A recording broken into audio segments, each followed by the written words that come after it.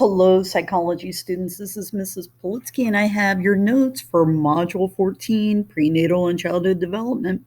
And we're going to talk about social development. So, social development in infancy to childhood. There's something called stranger anxiety. This is something that a lot of children about age 8 months of age, maybe a little bit older, seem to experience. And it's usually about this period of time that a child who once maybe went to their loving relatives, didn't cry, didn't show any distress, become really attached to maybe people who are a little more familiar and start crying when they're handed off to a stranger. And part of this is something called attachment. Attachment is an emotional tie with another person shown by seeking closeness to the caregiver and showing distress upon separation. There have been many psychologists who have studied this, and one of those is a guy named Harry Harlow, who we're going to talk about. He tested the idea of bodily contact and this idea of attachment using infant monkeys to assess whether food or contact comfort of something cuddly was more important than attachment. And what he found is that the infant monkeys could choose between two artificial mothers. One was kind of made out of foam rubber, covered with a nice soft terry cloth towel, and the other was bare barbed wire cylinder, but it also had nourishment. It had milk that the monkey could go to and nurse.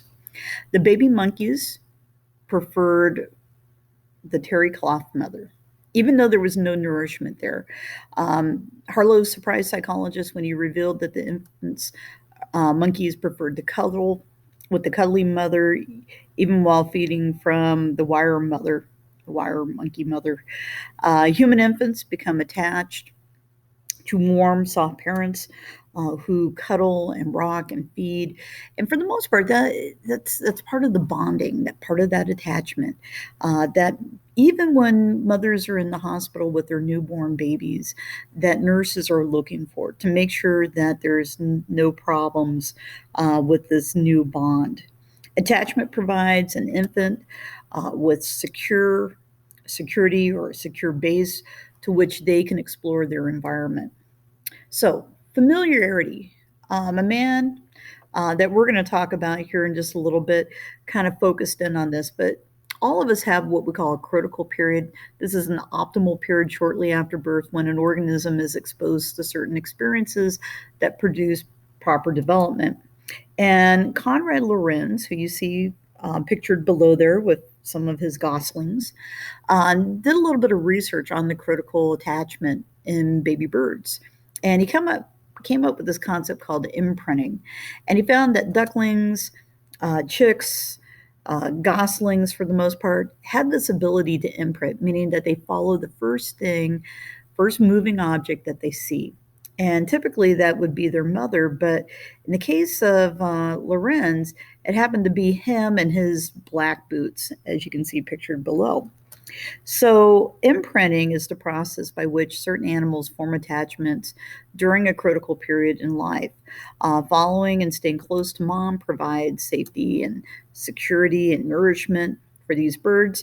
Ducklings that imprinted on Lorenz's boots would follow those boots wherever they went, regardless of who was wearing them. Do humans have a similar critical period for attachment? And the answer is no.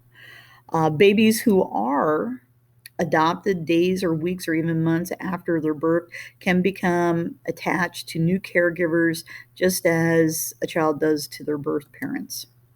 Responsiveness. Responsive parents are aware of what their child are doing, and certainly they are aware of pretty much everything that's going on, and they respond appropriately. Um, Unresponsive parents often ignore their babies, helping them only when they feel like it. And Mary Ainsworth, who you see pictured below here, found that responsiveness appears to affect whether a child is securely or insecurely attached. So, a securely attached child is a child who happily explores their environment, when their primary caregiver is around. An insecurely attached child is often very clingy. They're less likely to explore and to learn about their environment. When their caregiver leaves, they have a tendency to cry very loudly or to show indifference to the caregiver's departure and return. Another researcher, Daphne von den Bloom, in 1990 designed a study to assess the role of the environment in attachment. And she took about 100 temperamentally difficult babies and randomly assigned half of the um, group in which their mothers were receiving some kind of training on how to be responsive caregivers. The other half, or our control group, received no training. And a whopping 68% of the children whose mothers had received training were deemed securely attached. Effects of attachment. Secure attachment predicts social competence.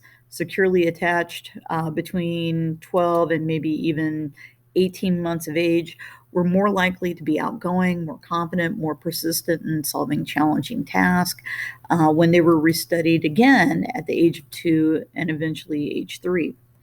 Our issues about attachment also have helped us understand deprivation of attachment being linked to negative outcomes. So, like babies who grow up in institutions without a caregiver's regular stimulation and attention don't form normal attachments.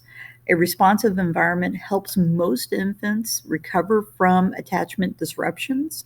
So, children who have been neglected, who later are adopted between ages 6 and maybe 16 months, of age at first have trouble sleeping and eating and relating to new parents, but usually by the age 10, these same kids show no adverse effects. Parenting problems.